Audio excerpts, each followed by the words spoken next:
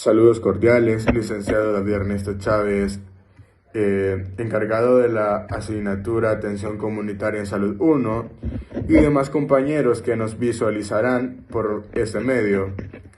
En esta ocasión nos corresponde exponer sobre los primeros auxilios. Como muy bien sabemos, los primeros auxilios son actividades que ciertas personas a veces adquieren conocimientos para su bienestar y el bienestar de su familia en muchas ocasiones o al servicio de la sociedad.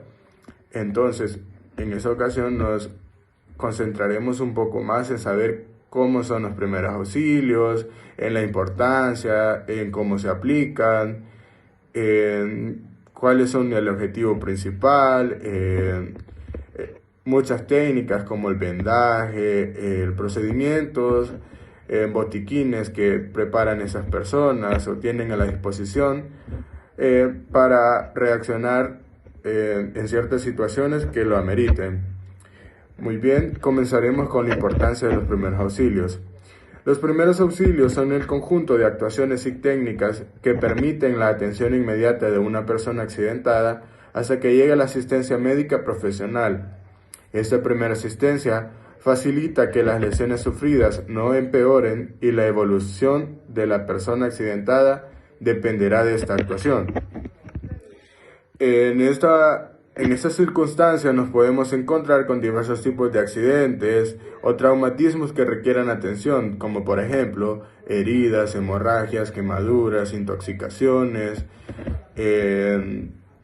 enfermedades que las personas ya padezcan, desmayos, fracturas, entre muchas otras cosas más.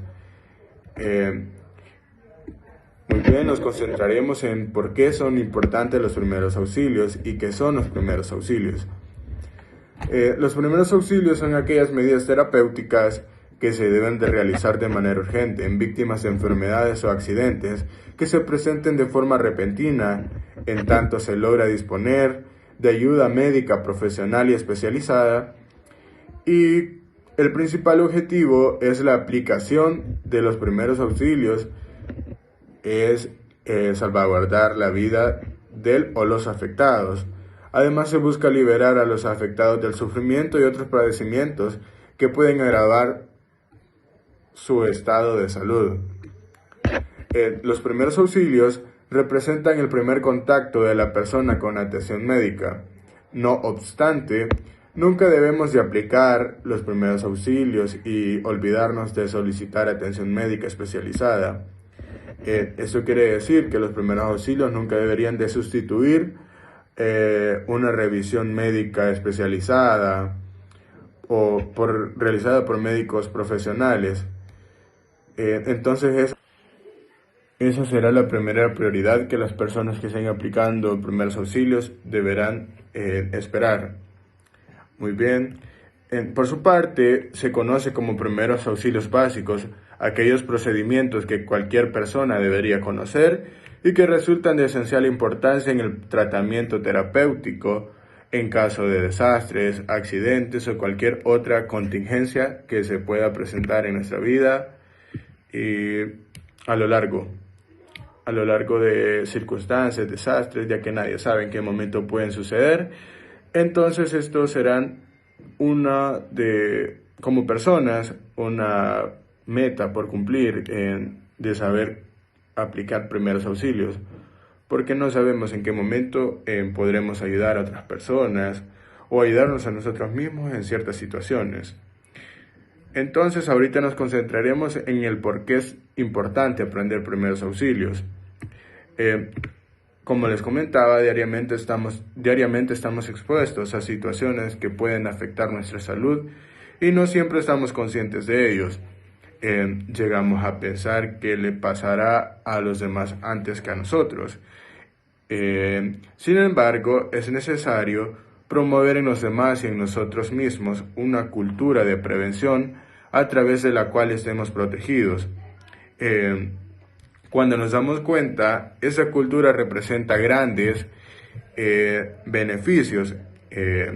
También nos puede ayudar como ahorro financiero, porque si alguien de la familia puede aplicar primeros auxilios, no será necesario, porque no será necesario pagarle a alguna institución o algún hospital privado, ya que muchas veces recurrimos mejor a lo privado y no a lo público. Entonces, eso nos podrá ayudar como ahorro financiero.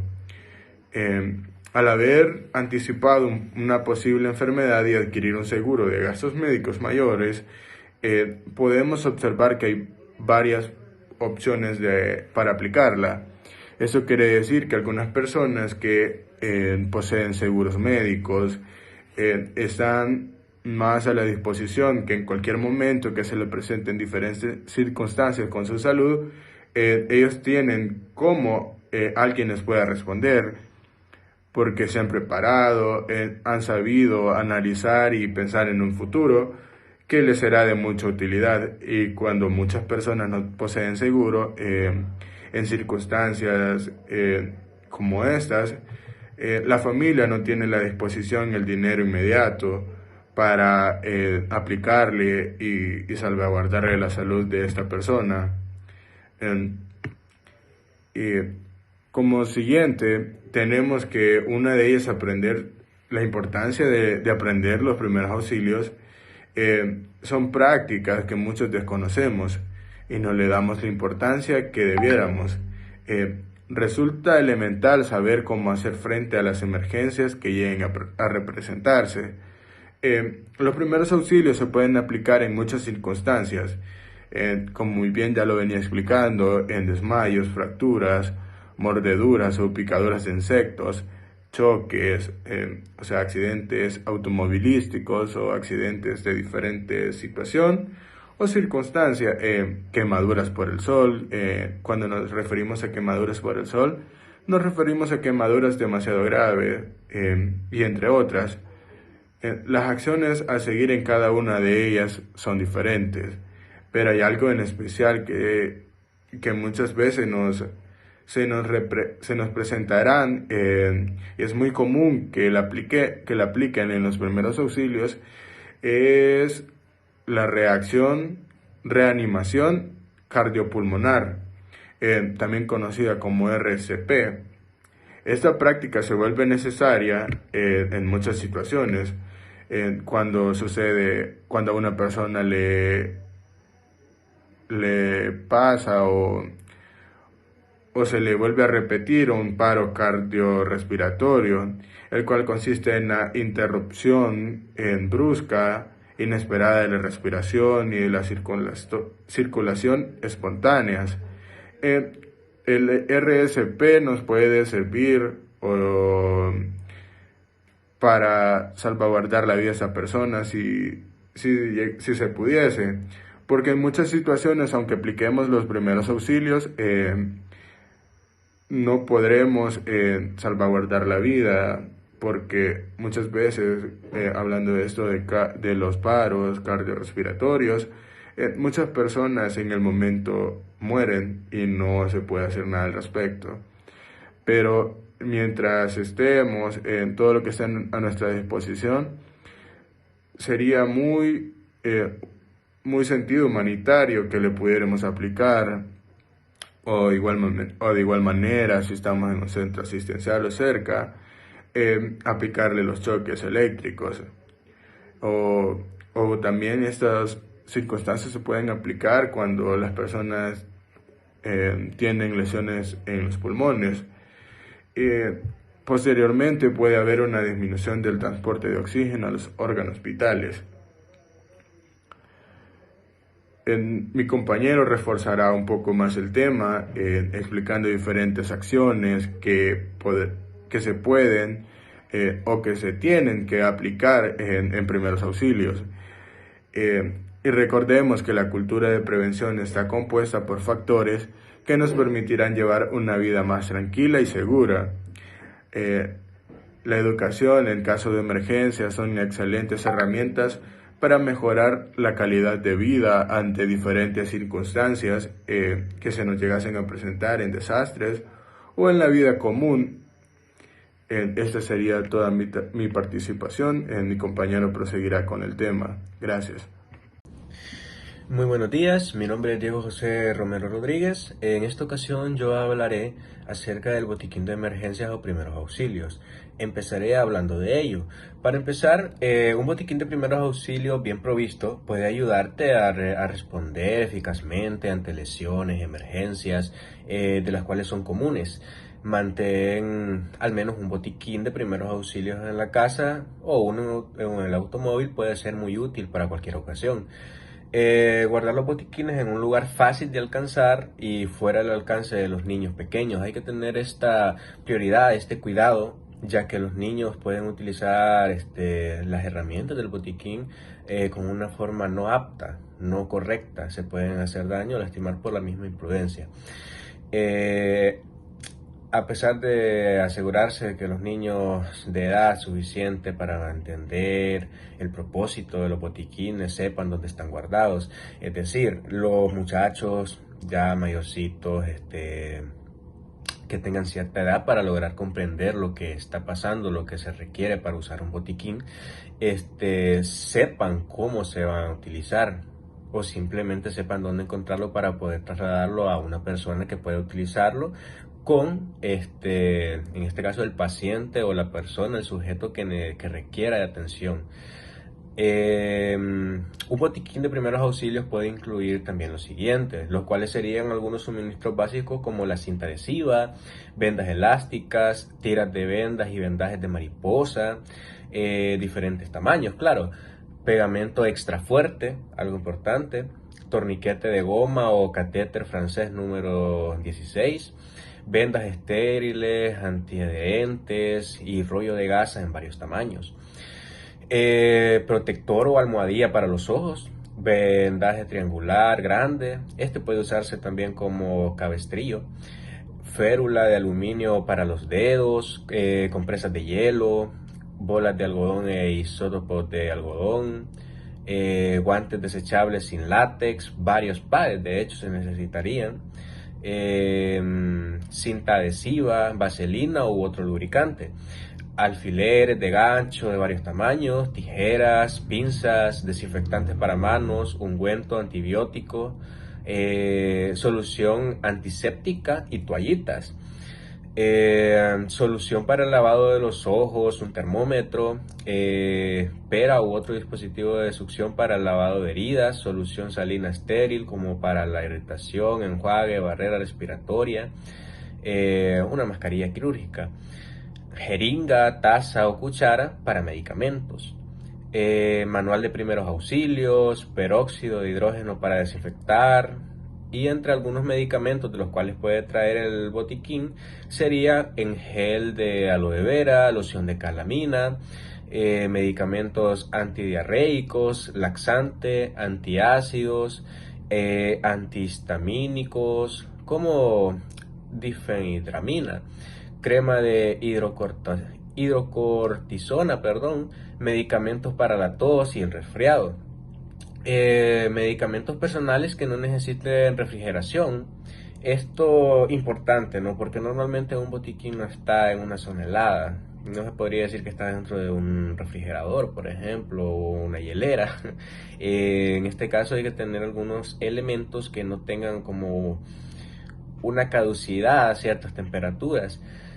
Entonces, analgésicos también, algo importante, como el paracetamol, ibuprofeno. Considerar también tener siempre aspirina en el botiquín de primeros auxilios. Las aspirinas pueden salvar la vida de un adulto con dolor torácico. Sin embargo, no es conveniente que se la den a los niños. Sería algo que nunca se tendría que hacer. Tiene que evitarse a toda costa darle una de estas a un niño. He de mencionar también que todos estos elementos lógicamente son demasiados, ¿no? Son muchos. No es que todos van a estar exactamente en un botiquín de emergencias o primeros auxilios, más que nada también por el tema económico, que algunas personas no lo pueden tener en caso de que sea uno casero, ¿no? Ahora, uno bien preparado sí tendría que estar bien equipado. Sin embargo, esto hay que tener en cuenta, tener los objetos, las herramientas más importantes para cualquier situación, ya sea heridas. Normalmente es lo que se ve en un caso de primeros auxilios, ¿no? En el caso de emergencias, o sea, una gasa, cosas por el estilo, para poder tratar algo de primera mano.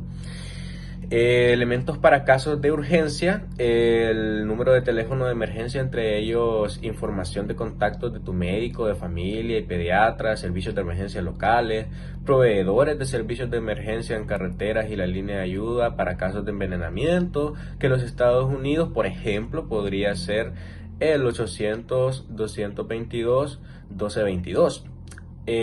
Formularios de consentimientos médicos para cada miembro de la familia, formularios de historia clínica para cada miembro de la familia, linterna pequeña y resistente al agua o linterna frontal y baterías de repuesto. Esto es un pequeño detalle, ¿no? Porque claro, se puede dar accidentes también durante la lluvia. Podría ser, por ejemplo, en un caso estipulado durante una lluvia que sea de noche. Se necesitaría una linterna para poder ver lo que se está haciendo, lo que se está tratando, y en caso de estar debajo del agua, que esta linterna no se vaya a arruinar. Claro que hay que ver la manera de llevar al afectado a un lugar a donde no se moje demasiado, ¿no? A un lugar seguro para poder tratarlo, porque tampoco es conveniente que el agua de lluvia le esté cayendo, por ejemplo, en la herida o en alguna lesión que tenga. Fósforos resistentes al agua, por lo antes dicho y comentado, bloc de notas pequeño, instrumento de escritura impermeable, manta isotérmica, teléfono móvil con cargador solar, protector solar y repelente de insectos. La organización del sistema local de atención de emergencia. Este es el siguiente tema que vamos a tratar, el cual les voy a hablar, que sería el de la organización del sistema local de atención de emergencia. Para empezar, podemos hablar de la misión. La misión, somos una dependencia encargada de brindar servicios de atención y emergencia a las 24 horas del día, de manera equitativa, eficiente y eficaz a patologías que ameriten atención en un hospital, departamento, así como patologías pulmonares, cuya resolución pertenece al tercer nivel, en un entorno de calidad y profesionalismo. Cuando hablamos de la misión, es prácticamente como el compromiso que nos planteamos como un centro de salud, prácticamente, como un centro de emergencias, como un hospital. Es el compromiso, el objetivo que nosotros tenemos.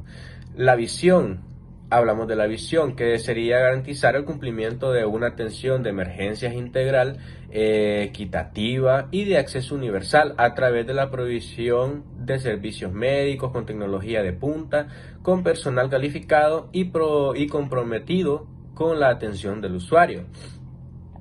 Ahora podemos hablar de los objetivos. Como un objetivo general podemos hablar acerca de que asegurar la provisión de los servicios médicos de emergencia a los usuarios con equidad, ética y eficacia, basados en los catálogos de prestaciones ambulatorias que no corresponden. Ahora, como específicos, unos objetivos específicos como los que podríamos tratar serían asegurar la accesibilidad y equidad a los servicios de salud y disminuir los tiempos de espera en la sala de emergencia, que sería algo útil realmente porque es algo de lo que afecta hoy en día, ¿no? Ese tiempo de espera. Ese tiempo de espera es bastante complicado, sobre todo las citas, ¿no? Es bien conocido que por el temas de tiempo, temas de horarios, las citas normalmente se dejan para mucho tiempo después. Entonces es muy complicado pasar una consulta. Brindar servicios adecuados a las necesidades de la población beneficiada, y establecer mecanismos de vigilancia para mantener monitoreo de calidad, de atención y brindar a los usuarios lo mismo de antes, ¿no? Tener una buena condición a la hora de servir a los usuarios, a los pacientes que nos presentan, tener un buen servicio de calidad. Entre las funciones podemos hablar como una general, la unidad de emergencia es responsable de garantizar la prestación de servicios ambulatorios, de urgencias con calidad, equidad y accesibilidad a los pacientes que soliciten dicha atención.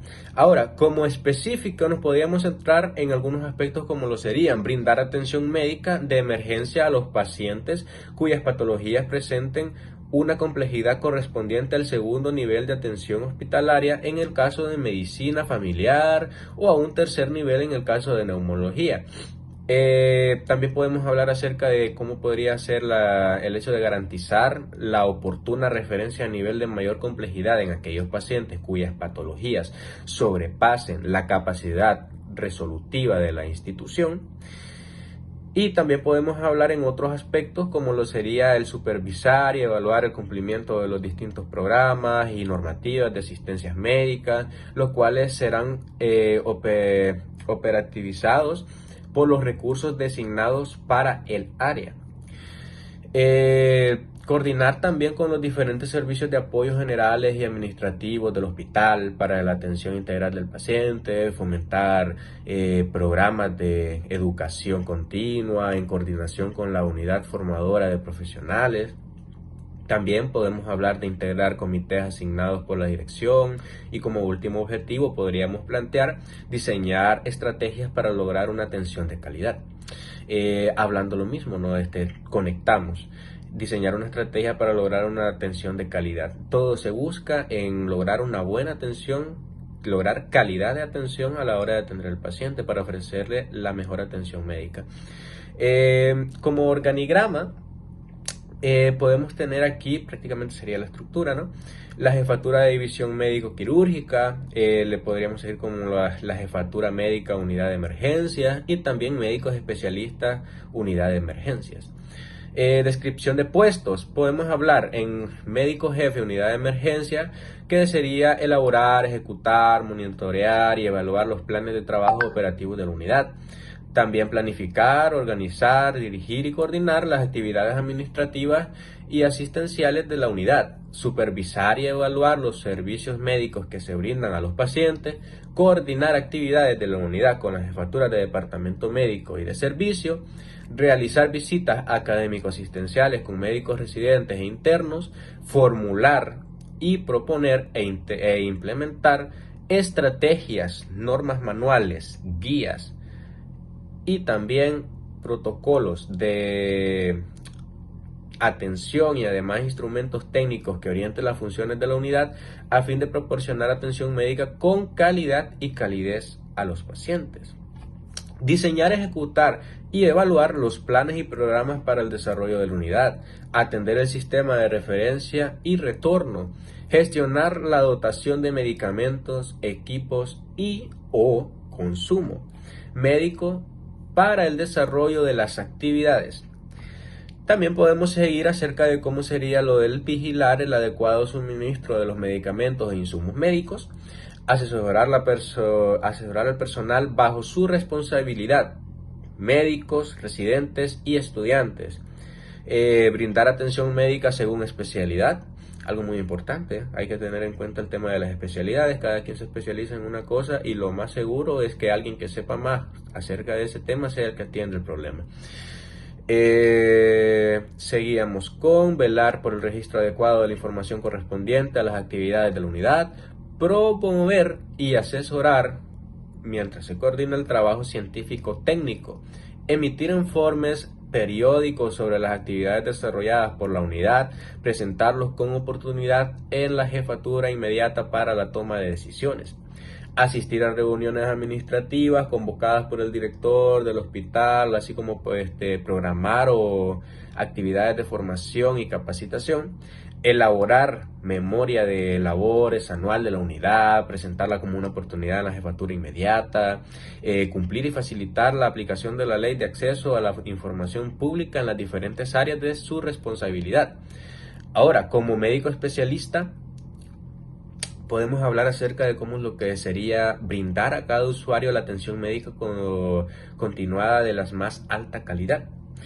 Estar en el salón de las operaciones listos para comenzar las intervenciones a la hora señalada. Con esto hablamos acerca de la puntualidad, algo muy importante lógicamente, ¿no? Porque hay pacientes que no pueden esperar mucho tiempo, el problema es que tiene que tratarlo lo más antes posible.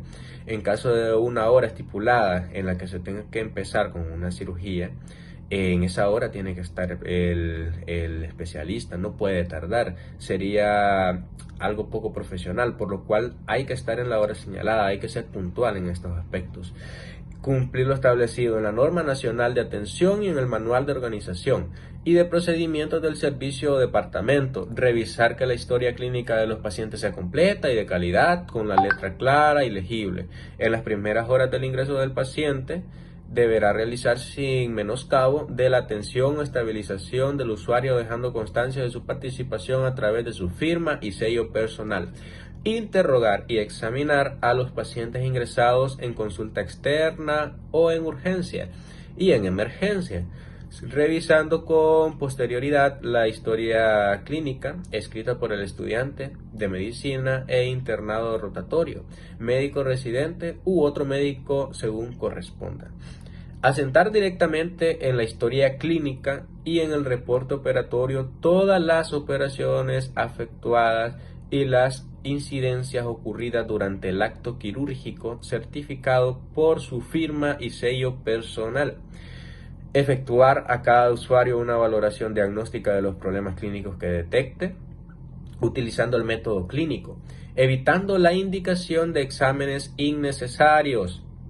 Algo muy importante también de aclarar, no realizar exámenes o procesos que no son necesarios realmente. Esto atrasaría el proceso o simplemente se quedaría estático, podría también ser poco beneficioso, ¿no?, para el paciente. Puede ser que aumente la dificultad de la situación. Hay muchas probabilidades con respecto a esto, por eso hay que ser claro y conciso en lo que se dará. Efectuar a cada usuario una valoración diagnóstica de los problemas clínicos que detecte, utilizando el método clínico, evitando la indicación de exámenes innecesarios. Pasar visita diariamente a todos y cada uno de los pacientes a su cuidado, tomando las medidas diagnósticas y terapéuticas o indicando por escrito lo que se deriven del proceso evolutivo de cada uno de ellos. Participar en la visita médica a los enfermos hospitalizados de forma conjunta con el jefe de servicio. Prescribir los medicamentos previstos en el cuadro básico local y cuando sea imprescindible un medicamento que no esté en el cuadro básico, tramitarlo personalmente con sus superiores a fin de realizar las gestiones con carácter institucional. Discutir en colectivo todos aquellos casos de diagnóstico dudoso, tanto desde el punto diagnóstico como el terapéutico, urgentes y electivos, y así como las indicaciones de intervenciones quirúrgicas electivas y urgentes, siempre que sea posible, con el fin de lograr un consenso sobre la conducta a seguir con los mismos. Esto básicamente se refiere al hecho de que, bueno, teniendo dudas, lo más coherente o lo más sabio sería el preguntar, ¿no? El consultar con colegas o con algún superior acerca de qué hacer con la situación, ¿no? Informar al usuario y a sus familiares sobre los riesgos inherentes a los procedimientos a realizar y obtener su consentimiento firmado. Esto es muy importante. Claro, no se puede accionar, no se puede actuar sin antes tener una autorización precisa de algún familiar o algún encargado acerca del paciente, ¿no?, en caso de que éste no la pueda dar. No se puede hacer cosas que no tengamos permitidos, claramente.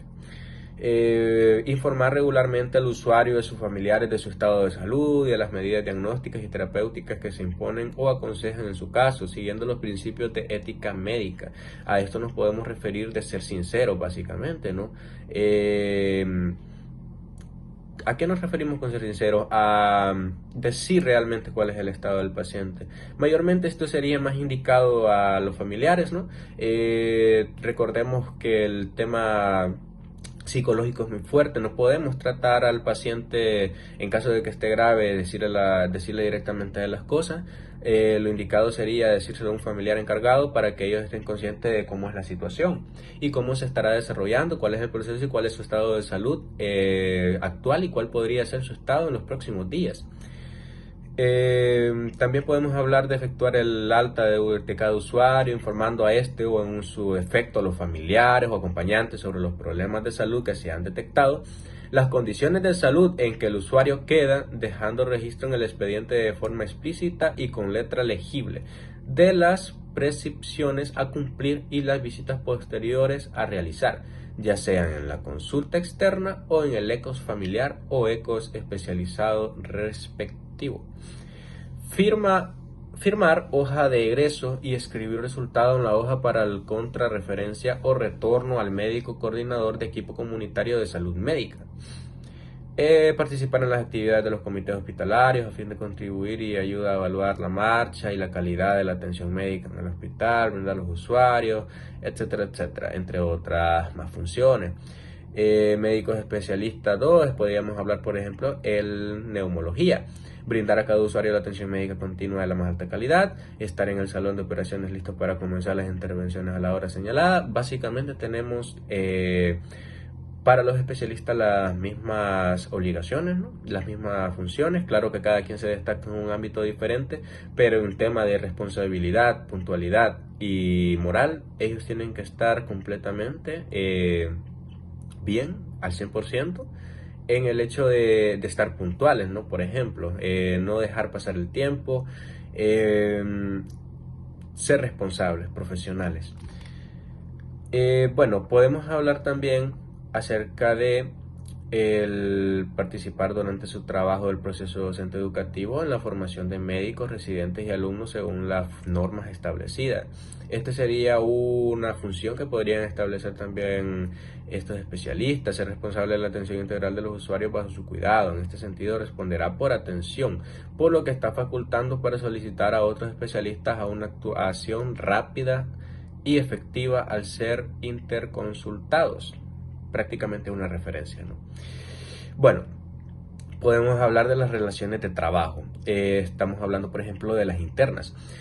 Con la dirección, subdirección, jefatura de división médica, coordinadores de medicina familiar y neumología, jefatura de consulta externa, finalidad, como la coordinación de acciones para funcionamiento administrativo y operativo de la unidad, con las jefaturas de división de servicios de apoyo y división administrativa, así como como sus distintas dependencias, básicamente. Ok, también podemos tener el tema de la finalidad, lo que sería la coordinación de acciones para funcionamiento administrativo y operativo de la unidad, ¿no? Con jefaturas de departamento de medicina interna, pediatría, ginecología y obstetricia, perdón, centro quirúrgico y cirugía, neumología, jefatura de la unidad y bienestar magisterial. Finalidad sería la coordinación de acciones para funcionamiento operativo de la unidad, como con cada una de las especialidades implicadas con la atención de emergencias. Con jefes de residentes de medicina familiar y neumología, sería básicamente la finalidad la supervisión del desempeño operativo y administrativo de los residentes de medicina familiar y neumología asignados al área. Con el jefe de enfermeras, supervisora de enfermería y jefaturas de enfermería de los distintos servicios y unidades. En este caso, la finalidad que podríamos mencionar sería la coordinación de acciones para funcionamiento administrativo y operativo de la unidad. Ok, hablamos de las relaciones externas.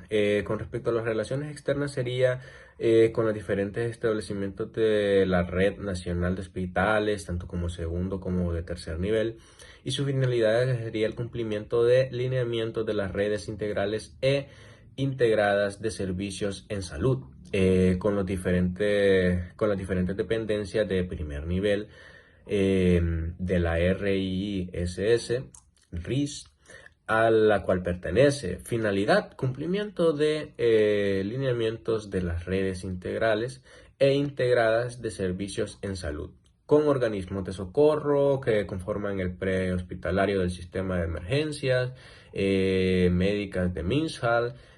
Su finalidad sería lo que vendría siendo prácticamente la coordinación, ¿no?, de recepciones usuarios e unidad de emergencias.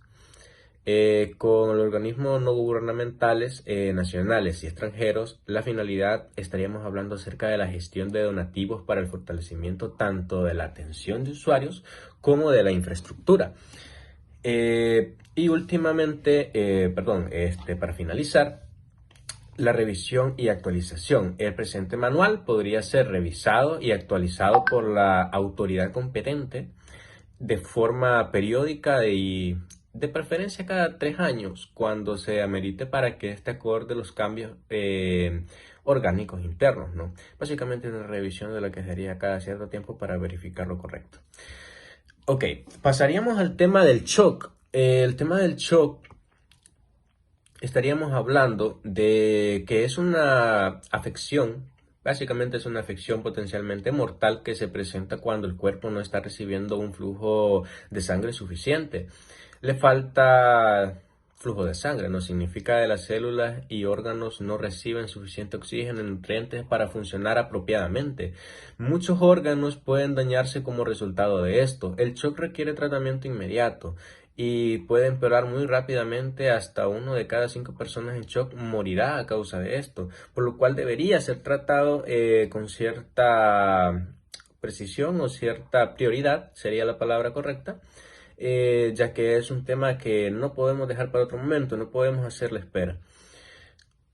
Algunas consideraciones podemos tener entre los principales tipos de shock que están: el shock cardiógeno, debido a problemas cardíacos, shock hipovolémico, causado por muy poco volumen de sangre, que lo antes mencionado, ¿no? El tema de que la sangre no circula bien o que no llega oxígeno a algunos órganos. Shock anafiláctico, causado por una reacción alérgica. Shock séptico, debido a infecciones, lo antes mencionado. Shock neurógeno, ocasionado por el daño al sistema nervioso.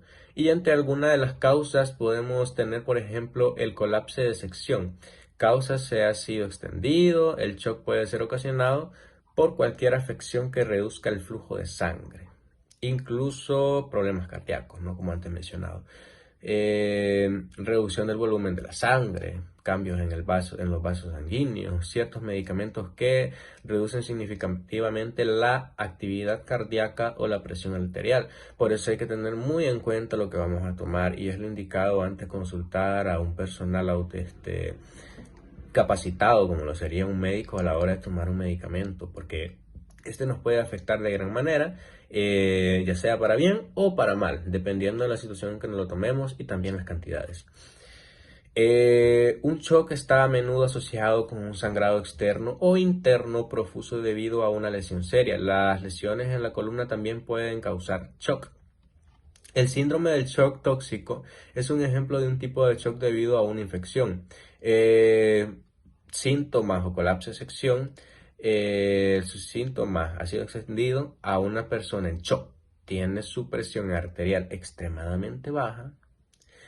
Dependiendo de la causa específica y el tipo de shock, los síntomas pueden incluir uno o más de los siguientes, como por ejemplo sería la ansiedad, agitación o inquietud. Básicamente, no poder controlarse, tener un nervio, estar ansioso. Bueno, común, labios y uñas morados, ¿no? Por la falta de oxígeno, falta esa circulación de sangre que no se está dando bien. Normalmente, por ejemplo, los labios o uñas se van a poner de un color o una tonalidad morada. El dolor torácico, perdón, confusión, básicamente estar un poco como desubicado en la situación, ¿no? Mareos, vértigo o desmayos incluso. Esto es algo muy, pero muy frecuente en caso de un shock. Piel pálida, fría y pegajosa, disminución o ausencia del gasto urinario, sudoración profusa, piel húmeda, pulso rápido pero débil. Esto es algo muy común, si alguna vez se ha tratado un caso de estos. Normalmente el pulso es muy rápido por la misma alteración, pero no con mucha fuerza, suele ser demasiado débil, tal como se está explicando. Respiración superficial, el estar inconsciente, básicamente una falta de respuesta. No necesariamente estar desmayado, ¿no? Simplemente puede ser un caso de estar despierto, ¿no? El sujeto puede estar despierto pero no entender, no poder dar una respuesta, no poder interactuar con otra persona. Entre los primeros auxilios para esto tenemos, se pueden tomar las siguientes medidas si piensan en una persona que está en estado de shock. Llamar al 911 no es una opción bastante válida. Al número local de emergencias para solicitar ayuda médica inmediata. Examine las vías respiratorias, la respiración y la circulación de la persona. Comience a dar respiración boca a boca y RCP para en caso de ser necesario. Esto, como lo antes mencionado, ¿no? El tema de la sangre y la circulación de oxígeno no está fluyendo como debería ser. Lo indicado sería aplicar este tipo de de técnicas, pero siempre mayormente priorizando a llamar a un personal adecuado, como lo sería la atención médica. Incluso si la persona es capaz de respirar por sí sola, continúe verificando su frecuencia respiratoria al menos cada 5 minutos mientras llega la ayuda. Si la persona está consciente y no presenta una lesión en la cabeza, pierna, cuello o columna, coloque en posición de shock, acuéstela boca arriba y levántele las piernas, aproximadamente 12 pulgadas, es decir, unos 30 centímetros aproximadamente. No le levante la cabeza y si levantarle las piernas le causa dolor o daño potencial, déjela en posición horizontal. Administre los primeros auxilios apropiados para cualquier herida, lesión o enfermedad. Lo primero es que mantenga a la persona caliente y cómoda y afloje la ropa apretada si la persona vomita o está babeando. Esto es muy importante porque a veces eso puede ser alguna causa, ¿no? El tema de aflicción, el tema de estar muy apretado, ya sea por alguna prenda u otra razón. Gírele la cabeza hacia un lado para que no se ahogue. Haga esto siempre y cuando no haya sospecha de una lesión en la columna. Claro, hay que tener siempre cuenta de ello, ¿no? Ya que puede haber distintas razones, distintas causas, y hay que tener bastante en consideración el tema de que no hay una lesión grave en cierta parte del cuerpo para no mover dicha parte del cuerpo y no tener la probabilidad de afectarla más aún. Si se sospecha una lesión en la columna, en lugar de esto, hágala girar como un tronco. Para hacer esto, mantenga la cabeza y el cuello y espalda alineados y gira el cuerpo y la cabeza como una unidad. Ok, para terminar, el último tema a referir o a comentar sería la atención a heridas, hemorragias y quemaduras. Podemos empezar hablando acerca de qué son las heridas, ¿no? Que son unos traumatismos, en los que se produce una pérdida de la continuidad de la piel. ¿Cuáles son los síntomas de las heridas? Los síntomas de las heridas más comunes de una herida son rápido enrojecimiento de la zona, inflamación, dolor, hemorragia, separación de bordes. ¿Cómo se puede tratar las heridas? Mayormente lo que se tiene que hacer primeramente es limpiar la herida y la zona próxima a ella, ¿no? Para evitar algún tipo de infección. Retirando la ropa que le cubra y aplicando abundante agua limpia desde el centro de la herida hacia afuera. Utilizar desinfectante, tapar la herida con apósitos estériles, colocar una gasa entre el apósito y la herida y trasladar al herido a un centro de urgencias para el posterior tratamiento, especialmente la prevención antitetánica de drenar los hematomas. No retirar objetos o cuerpos extraños clavados en las heridas. Esto es muy importante mencionarlo. Mayormente, por ejemplo, podría ser, pongámoslo en un caso que alguien se metió un clavo en el pie. Lo indicado no sería sacarlo antes de tiempo, ya que esto puede provocar algún tipo de infección. Lo indicado sería que este se retire cuando ya esté la indicada atención médica para que ellos sepan lo que hay que hacer. Ellos puedan desinfectar la zona de la herida y evitar esas infecciones de las cuales antes se mencionan. Podemos hablar de qué son las hemorragias, ¿no? Que es la pérdida de sangre del organismo provocada por la ruptura de un vaso sanguíneo. Entre los tipos de hemorragia, según su prescendencia, pueden ser capilar, la sangre fluye a gotas, no presenta peligro, en estos casos solo se comprimirá la zona. Está la venenosa también, la sangre sale a chorro continuo y puede ser leve o severa. Deberá hacer un vendaje compresivo por debajo de la herida. Esto básicamente, un vendaje compresivo sería como una función de torniquete, pero tampoco tan al extremo, ¿no? Simplemente evitar que la sangre fluya demasiado.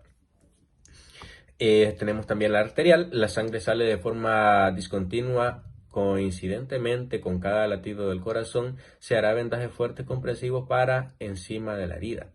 ¿Cómo se puede tratar las hemorragias externas? Tumbar a la víctima para evitar desmayos.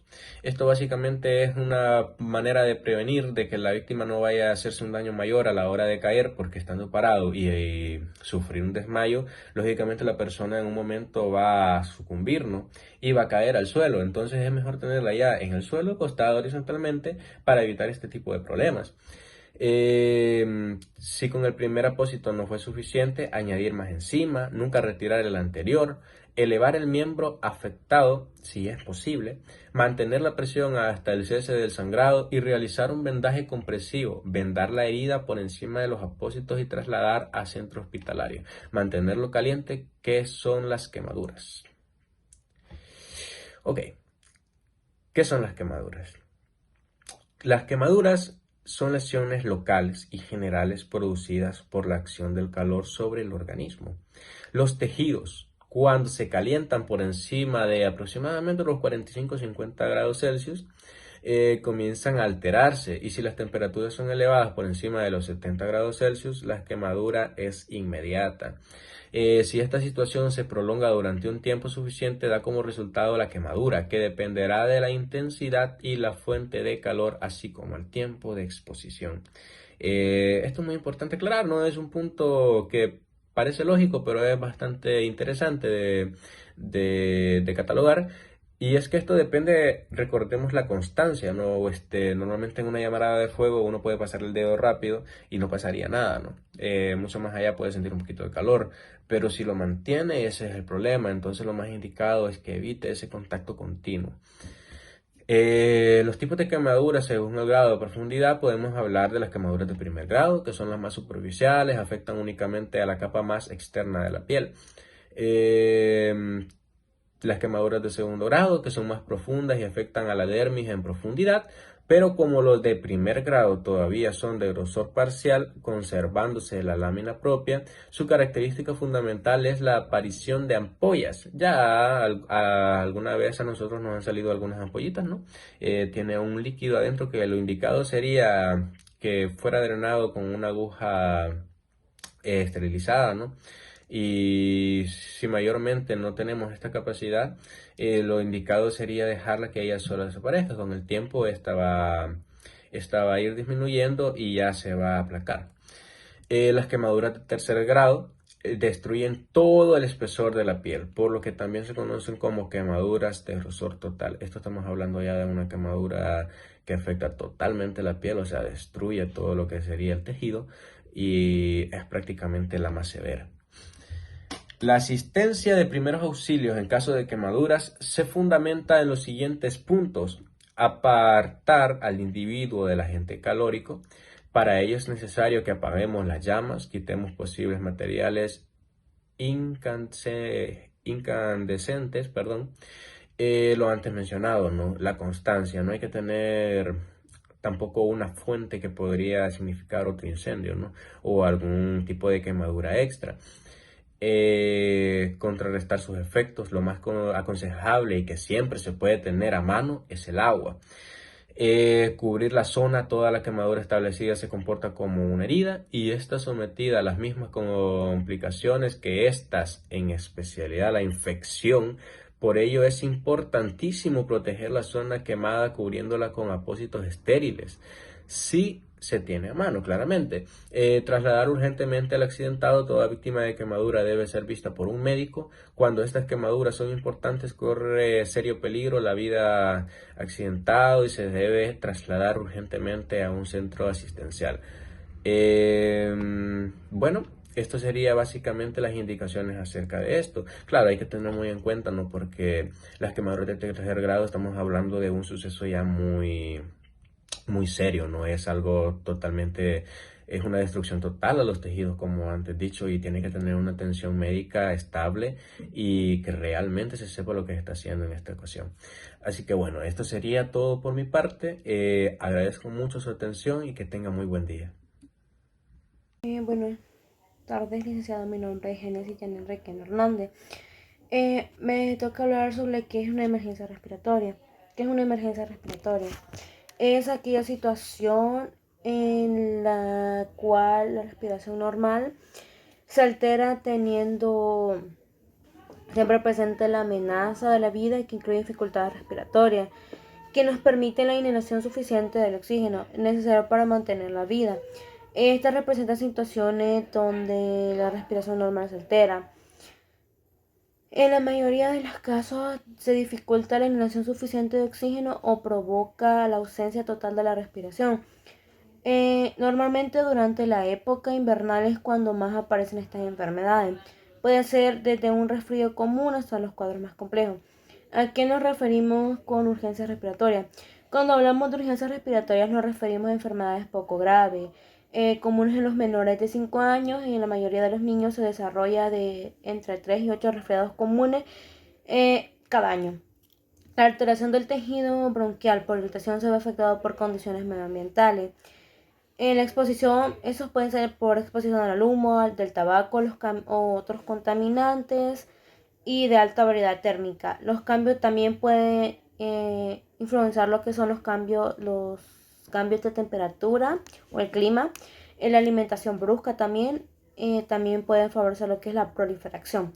Un virus que convive con nosotros y al transformarlo en una infección, a raíz de esto las moléculas virales y bacterianas se descontrolan y generan síntomas de enfermedades respiratorias. Además de los niños, las personas mayores también pueden padecer estos síntomas. Por eso mismo, para evitar esas patologías, se aconseja acudir a emergencias lo más antes posible. ¿Cuáles son algunas patologías de urgencias respiratorias más habituales? Existe un 70% de urgencias respiratorias causadas por resfriados comunes, ya sea por bronquiolitis, la faringitis o bronquitis aguda. Cada una de estas enfermedades afectan a las vías respiratorias, incluidas las vías nasales, los bronquios y los pulmones. A continuación les mencionaré sobre estas enfermedades. Primero tenemos lo que es la bronquiolitis aguda. La bronquiolitis aguda es la urgencia respiratoria más común en los recién nacidos, o bien durante los primeros 2 años de vida. Además, aparece una frecuencia de entre 3 y 6 meses. Esta infección de las vías respiratorias puede provocar dificultades a la hora de respirar, porque estas se inflaman y se hinchan llenándose de mocos. Algunos síntomas de esta enfermedad son lo que es la tos, la fiebre, la respiración corta y rápida, el aumento de frecuencia respiratoria y lo que es el aleteo nasal. Como segunda tenemos lo que es la crisis asmática, son entre las más comunes que hay. La crisis asmática es una enfermedad que en muchos casos puede ser crónica, que dificulta la respiración. También suele iniciarse en edades tempranas, antes de los 10 años. El asma se produce cuando los bronquios, es decir, los conductos por donde entra y sale el aire en los pulmones, se hinchan y se estrechan normalmente, acostumbrándose a inflamarse por el virus, ya sean los halógenos o la polución o ambientales químicos, irritantes o por el frío. Algunos síntomas del asma son la que es la falta de aliento, la tos, especialmente en la noche, opresión del pecho, la falta del aire al hacer ejercicio o a jugar. También tenemos lo que es la sibilancia. Seguimos como por último sería el resfriado común. El resfriado común puede aparecer por cerca de 200 virus diferentes a través del aire o del contacto directo, es decir, tocándose lo que es primero las superficies de los que contienen gérmenes y después nosotros tocamos lo que es la nariz, los ojos o la boca. Estos síntomas se acostumbran a aparecer entre los 3 días después de haber tocado lo que es lo mencionado, ¿verdad? Estos incluyen sus síntomas en la congestión nasal, la tos seca, dolor de garganta, dolores corporales, dolor de cabeza, estornudo y fiebre baja durante 1 o 2 días. Ahora les hablaré sobre qué es los primeros auxilios en caso de una dificultad respiratoria.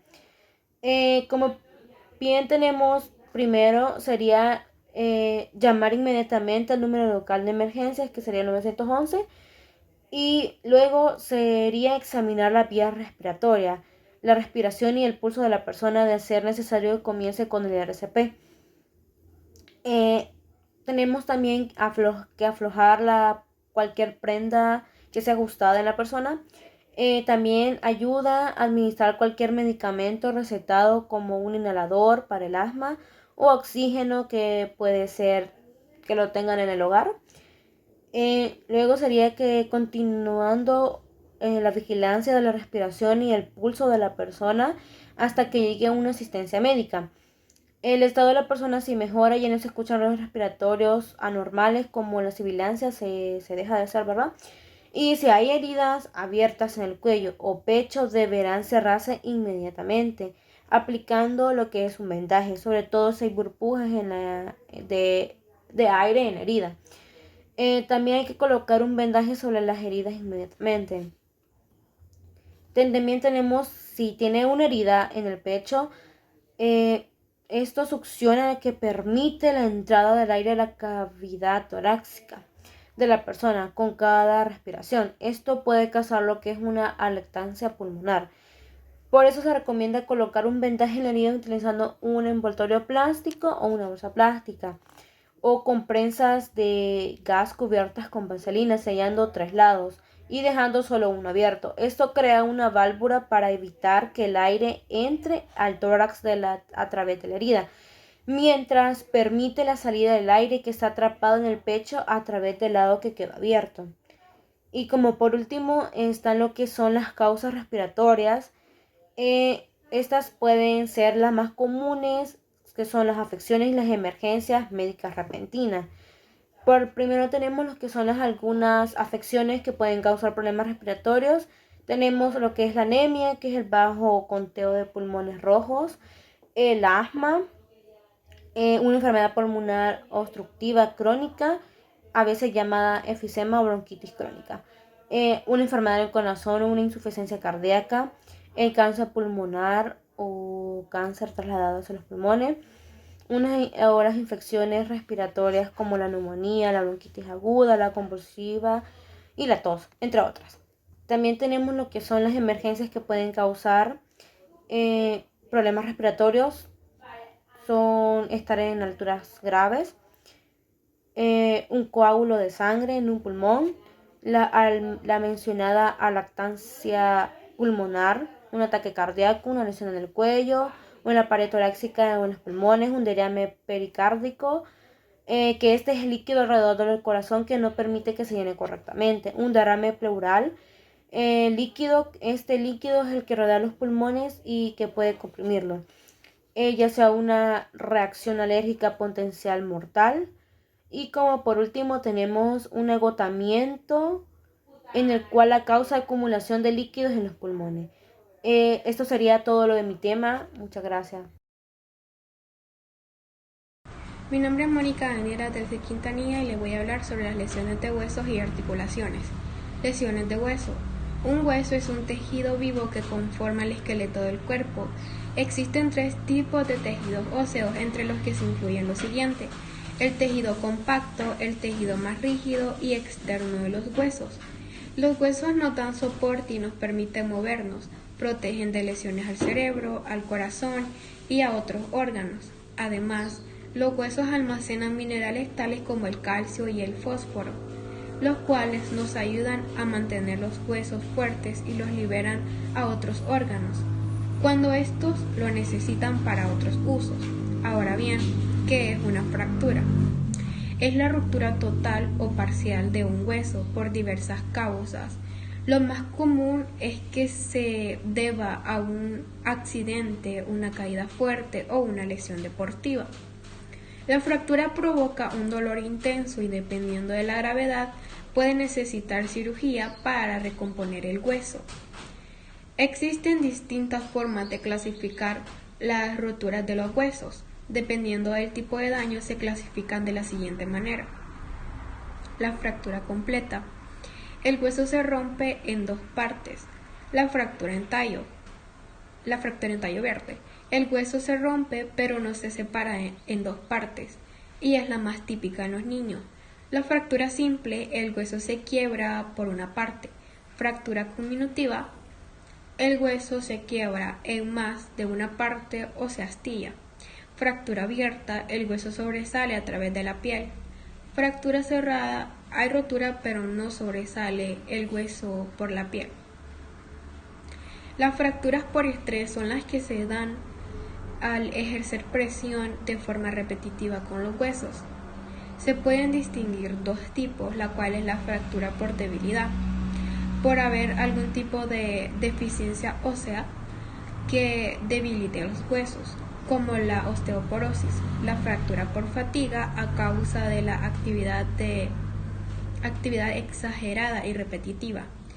Es más frecuente en los deportistas o en aquellas personas que realizan actividades físicas de manera frecuente.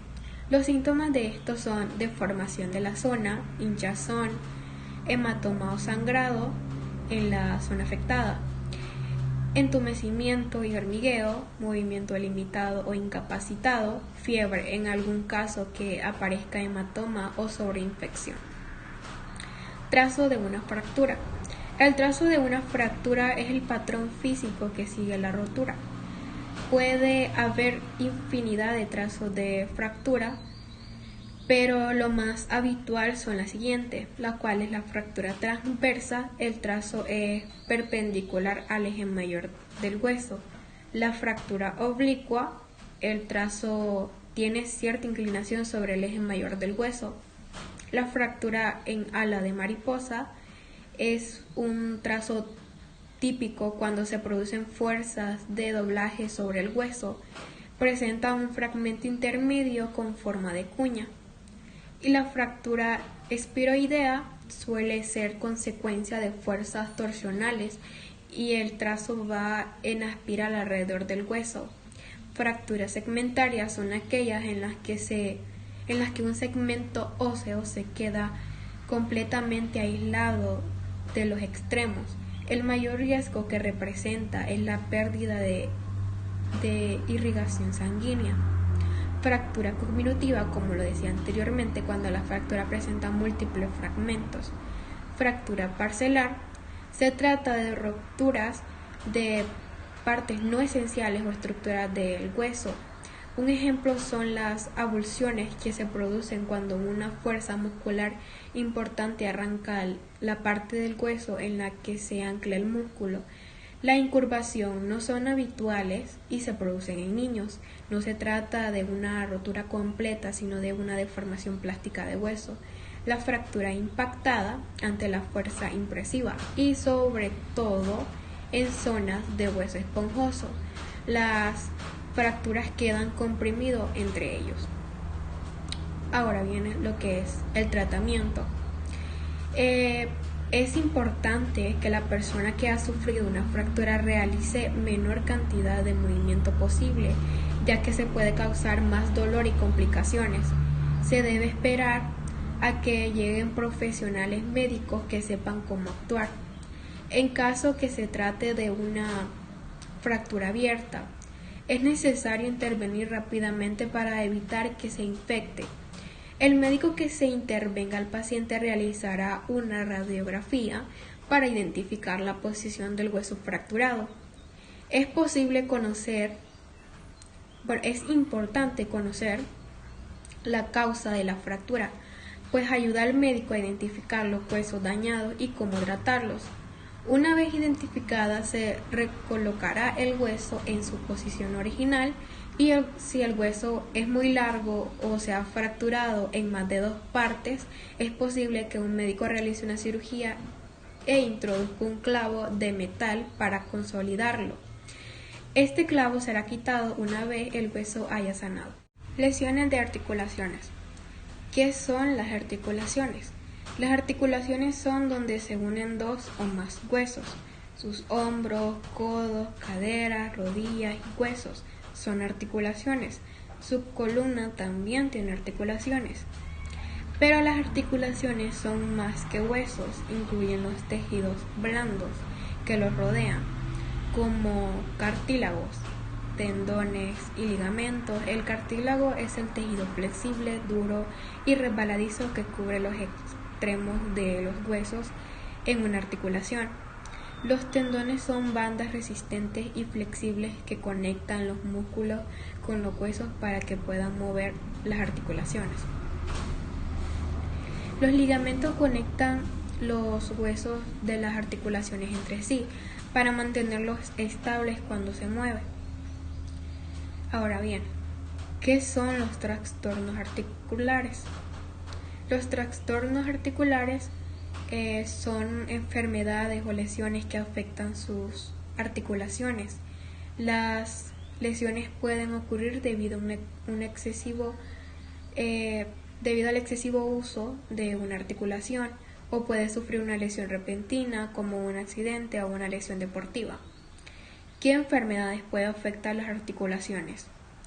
Muchas enfermedades pueden afectar las articulaciones, a menudo causan dolor en las articulaciones y provocan rigidez, enrojecimiento e hinchazón. La mayoría de ellas son crónicos, es decir, duran mucho tiempo. Es posible que algunas nunca desaparezcan por completo. Algunas de las enfermedades que afectan las articulaciones incluyen lo siguiente, que es la artritis. Puede causar dolor e hinchazón en las articulaciones. Hay muchos tipos de esta enfermedad. La osteoartritis es la más común. Con el tiempo, la artritis puede causar graves daños en las articulaciones. Puede afectar a personas de todas las edades. Una lesión en la articulación cuando joven puede causar osteoartritis más adelante en la vida. La lupus. Esta enfermedad autoinmune afecta a muchas partes del cuerpo y puede causar dolor articular y muscular. Además, algunos tipos de lupus suelen causar artritis. Síndrome de Sjögren. Esta enfermedad autoinmune afecta la glándula y que produce humedad en muchas partes del cuerpo. Los síntomas principales son la sequedad en los ojos y boca, pero a menudo también causa dolor en las articulaciones. Los tratamientos dependen de la enfermedad, pero la mayoría de los tratamientos incluyen medicamentos y terapias para aliviar el dolor y otros síntomas. ¿Qué tipo de problemas de las articulaciones se producen por lesiones repentinas? Los trastornos de las articulaciones por lesiones repentinas incluyen torceduras y distensiones, que los esguinces son ligamentos estirados o desgarrados. Las distensiones agudas son músculos o tendones estirados o desgarrados que ocurren por una lesión o movimiento. ¿Cómo sería como levantar un objeto pesado? Las dislocaciones, si una articulación se disloca cuando los huesos son desplazados o se sacan de su posición, una dislocación articular es una emergencia médica. El tratamiento depende del tipo de lesión. Puede tratar muchas lesiones deportivas en casa, pero debe llamar a su profesional de la salud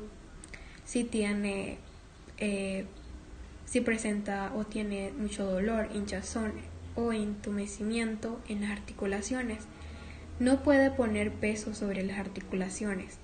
Tiene dolor debido a una lesión anterior o porque hay más hinchazón. Una articulación inestable, una articulación que no parece normal. ¿Qué tipo de problemas de las articulaciones ocurren por el uso excesivo? Las lesiones por uso excesivo suelen dañar los tejidos blandos de articulaciones. Pueden suceder cuando una articulación trabaja demasiado al hacer los mismos movimientos una y otra vez. Por ejemplo, podría sufrir una lesión por uso excesivo al tocar un instrumento musical, o practicar deportes o realizar ciertos trabajos como carpintería o pintura.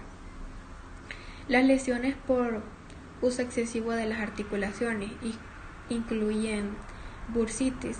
La bursa es un pequeño saco lleno de líquido.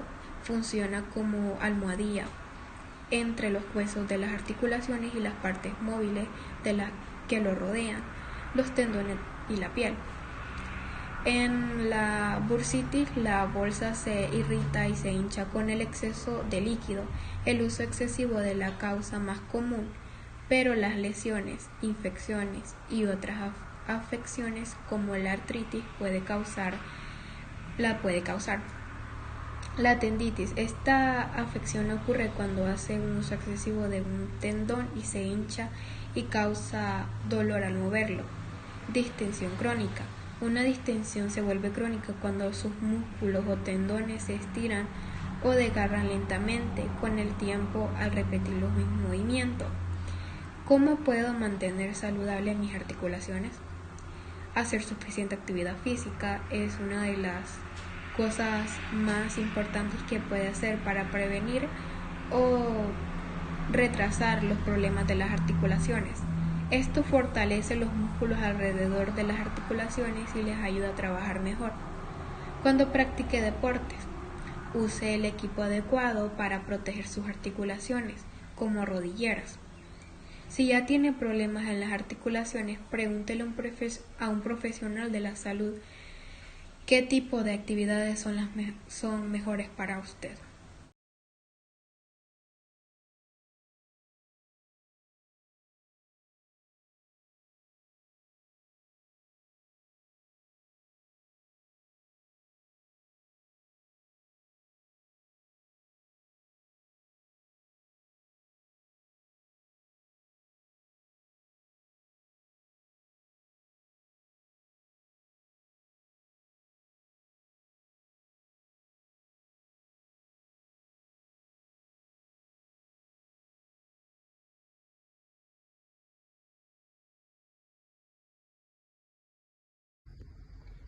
Tengan todos muy buenas tardes. Mi nombre es Nelly Berenice Ruiz y les voy a hablar sobre el tema los vendajes.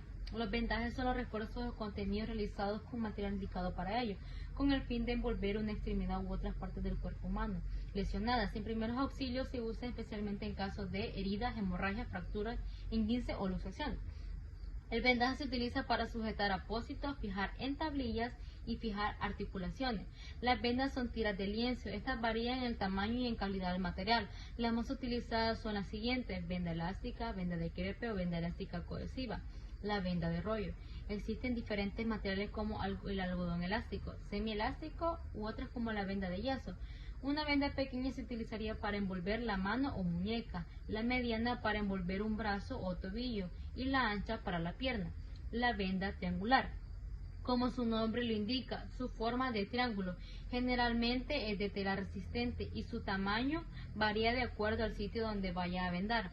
La venda triangular tiene múltiples usos. Con ella se puede realizar vendajes en diferentes partes del cuerpo, utilizándolo como cabestrillo, doblaje o extendido. El cabestrillo se utiliza para sostener la mano, brazo o antebrazo en caso de heridas, quemaduras, fracturas, esguince y luxaciones. Hay diferentes tipos de vendaje. Hay distintas formas de suposición de la venda. Las más utilizadas son vendaje circular. Se usa para fijar el extremo inicial y al final de una inmovilización, o para fijar un apósito, también para iniciar o finalizar un vendaje. Indica el superponer la venda de forma como tape completamente al anterior. Este tipo de vendaje se utiliza para sujetar apósitos en la frente, miembros superiores e inferiores y para controlar hemorragia. El vendaje espiral se utiliza generalmente en extremidades. En este caso la venda cubre 2/3 de la vuelta anterior y se sitúa algo oblicuo al eje de la extremidad. Se emplea una venda elástica o semielástica porque puede adaptarse a la zona en que se va a vendar. Se usa para sujetar la gasa, apósitos o fíbulas en el brazo, antebrazo, manos, muslo, pierna o pie. Hay que iniciar el vendaje siempre en la parte más distal del corazón, en dirección a la circulación venosa.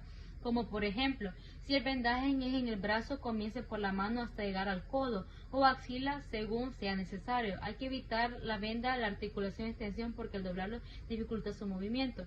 De ser posible, no hay que cubrir los dedos o manos de los pies. Como otras, existen también otros tipos de vendaje, como por ejemplo el vendaje espiral, el doblaje con doblez, el vendaje en 8 o tortuga, el vendaje recurrente, el vendaje rodilla, el vendaje de dedos a mano, el vendaje para el lobo, el vendaje para la cabeza, entre otros. Las recomendaciones que hay que tener ante un vendaje: no dejarlo muy apretado porque puede lastimar al paciente o tapar la circulación de la sangre o haber una necrosis de la piel. Como segundo punto, tiene que realizarlo en articulaciones principales. Como tercer punto, debe utilizarse hay que utilizar vendas adecuadas. Muy buenas noches, mi nombre es Manuel de Navarrete Valeriano. Me toca desarrollar los temas de transporte de accidentados e intoxicaciones. Ahorita les desarrollaré el tema que sería el transporte de accidentados. Ante una persona herida o sin conocimiento, es fundamental reconocerla en el mismo lugar en el que se encuentra, sin moverlo ni trasladarlo hasta que se le hayan hecho los primeros auxilios, pues por lo contrario existe el riesgo de agravar la situación y causarle heridas nuevas. Solamente en casos extremos, que serían incendios, electrocutaciones, asfixia, inundación, aprisionamiento por hierros, etc., se deberá trasladarse con el máximo cuidado hasta el lugar más próximo donde se le puedan prestar los primeros auxilios. En el momento de trasladarlo, hay que tener en cuenta que al enfermo o accidentado se le debe mover en el cuerpo lo menos posible para evitar así nuevas fracturas, abrir más la herida, entre otros casos. También es necesario utilizar cuando hay que alejar rápidamente al accidentado del lugar en que se encuentra o cuando es posible acceder con él en una camilla. Entre el traslado de un paciente estaría cuando hay solo un socorrista, que podría ser vendándole las manos entre sí. Se envolverá a la víctima de las espaldas, atando con sus muñecas con un pañuelo o una tela. El socorrista se arrodillará a horcajadas sobre la víctima y poniendo su cabeza debajo de las muñecas atadas. Podrá arrastrarse hacia adelante, haciendo que el accidentado se deslice sobre el suelo. Que este sería el método de arrastrarse. El método de bombero, que también sería agacharse enfrente del accidentado, pasarle tus manos por abajo de las axilas, en modo de hacer fuerza para levantarlo y ponerlo sobre tus hombros. Entre otras técnicas que serían entre varios socorristas, que sería el asiento entre dos manos, sería también asiento de tres manos, el transporte con una silla, que consiste en en subir al accidentado a una silla en el cual un socorrista puede agarrar las patas de la silla de enfrente y los otros sosteniendo la cabecera. Otra sería la movilización en bloque, o también llamada como método de la cuchara, que pues consiste que tres socorristas al acudir a tratar al accidentado, pues tienen que pasar sus manos por debajo del accidentado, cuidando más que todo el área del cuello, la zona baja del abdomen y las piernas. Para el estilo de cuchara, el paso número 1 es prepararlo en el suelo. El paso número 2 es, en una flexión, posicionarlo encima de las rodillas. Paso número 3 y último paso sería el posicionamiento a lo largo del pecho, cargándolo como bebé. Y pues una recomendación es movilizarlo lentamente. A ver, en los lesionados en la espalda hay ciertos cuidados que se tienen que llevar a cabo, que se deben llevar 3 personas con las piernas abiertas encima del herido, pasar los brazos por debajo de él, sosteniendo respectivamente la cabeza, la cintura y los pies, que sería la técnica de la cuchara, como previamente habíamos dicho. También está que una cuarta persona debe introducir la camilla por debajo de la víctima y entre las piernas de los socorristas. Y por último, acostar al accidentado con suavidad sobre la camilla, siempre del lado no traumatizado. El transporte individual de un herido también, transportándolo sobre los hombros mediante una mano posada por la espalda o con las manos atadas, que también sería llamada como la técnica del bombero, adoptando una posición de cuclillas y situando al herido atando con un pañuelo entre sus brazos y piernas. En el transporte de herido por dos personas, este puede ir sentado en la posición conocida como silla de la reina. Esta consiste en dos socorristas agarrándose de las manos, subiendo al accidentado en sus brazos.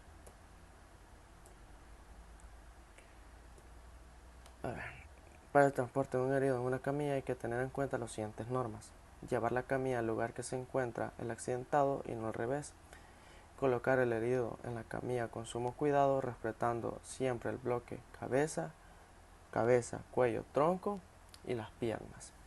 Las camillas improvisadas pueden usarse como cuando no se dispone de otros medios, utilizando por su construcción una puerta, una tabla de plancha o tablero a lo ancho, una escalera de mano, un par de remos unidos con cuerdas, mantas o prendas con manga cerrada, etc.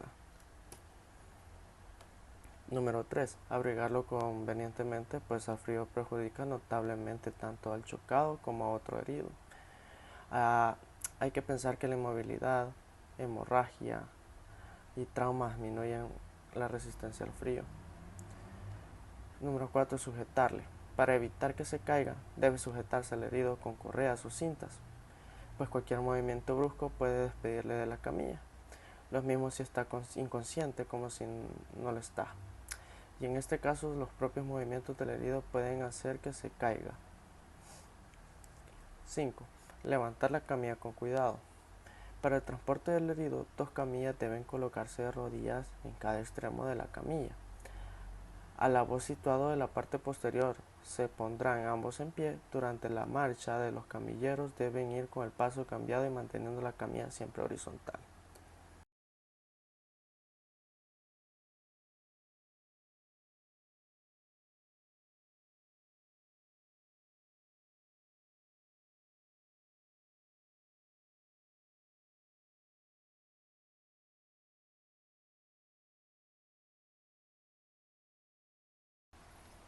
Ahora les voy a desarrollar las intoxicaciones. Una intoxicación es causada por la exposición a una sustancia dañina, que esto puede suceder por ingerir, inyectar o inhalar o por otro medio alguna sustancia dañina. La mayoría de las intoxicaciones ocurren por accidentes. Los primeros auxilios inmediatos son muy importantes en una emergencia por intoxicación. ¿Qué es la intoxicación y cuáles son sus tipos? Una intoxicación se produce por contacto con una sustancia tóxica o nociva. Este contacto puede ser por exposición, ingestión, inyección o inhalación y por tanto podrá afectar a diferentes sistemas de nuestro organismo. Las intoxicaciones pueden ser accidentales o voluntarias y agudas o crónicas.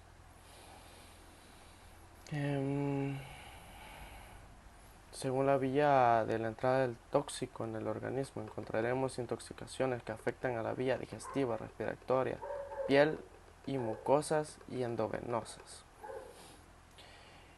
En la intoxicación por la vía digestiva, la absorción dependerá del tipo de producto ingerido. Si el líquido puede ser rápido y producir lesiones irreversibles en la mucosa digestiva e incluso la muerte, en función de la cantidad, el tipo y el pH del producto ingerido, actuaremos neutralizando el líquido provocando el vómito. La administración de carbón activo persigue la absorción de la toxina, o también fármacos. Al pasar por el tracto gastrointestinal de la forma que se ha dicho no tóxico, pasa a la circulación sistemática. La intoxicación por vía inhalatoria es frecuente por inhalaciones de gases desprendiendo de productos químicos, aunque también por drogas inhaladas. Suelen producir síntomas irritativos en la mucosa de la nariz y orofaringe, como tos o espasmo bronquial en la función de la cantidad de producto inhalado, así como el perfil intoxicado. Según la edad, asimismo, podríamos definir diferentes tipos de tóxicos en función a la franja de edad. La batería de productos tóxicos es sensible a diferentes. En los niños, los tóxicos más frecuentes son productos de higiene doméstica, sobre todo aquellos envasados en botellas reutilizadas con diferentes contenidos al anunciado en la etiqueta. Estos tóxicos son ingeridos vía oral provocando síntomas abdominales que pueden conllevar a lesiones de mucosa gástrica por quemadura, sobre todo por cáusticos. Otros productos con gases irritantes pueden ser inhalados, dando lugar a otros sistemas respiratorios. La causa más frecuente de intoxicación en el adulto es el abuso del alcohol por su contenido de etanol. El diagnóstico es claramente visible: factor enólico, discursando destructurado, desorientación, marcha alterada agresiva. Es convenientemente la asistencia hospitalaria en caso de ingesta masiva de riesgo de coma. En adultos, la intoxicación por inhalación de monóxido de carbono puede ser accidental, esta es la causa más frecuente en una fuga en el domicilio o una mala combustión, o también puede ser intencionada, intento de autólisis, inhalado, el humo desprendiendo del tubo del escape de un coche en marcha en su lugar cerrado. El monóxido de carbono se fija a la hemoglobina e impide fijación del oxígeno, por lo que produce una muerte por asfixia. El primer síntoma es la disminución progresiva de la piel de conciencia. ¿Cuándo podemos sospechar de una intoxicación? Puede ocasionar quemaduras o enrojecimiento alrededor de la boca y los labios. Los alimentos huelen a sustancias como la gasolina o solvente de pintura. Vómitos, dificultad de respirar, somnolencias, confusión o estado mental alterado. Esta es mi participación. Muchas gracias.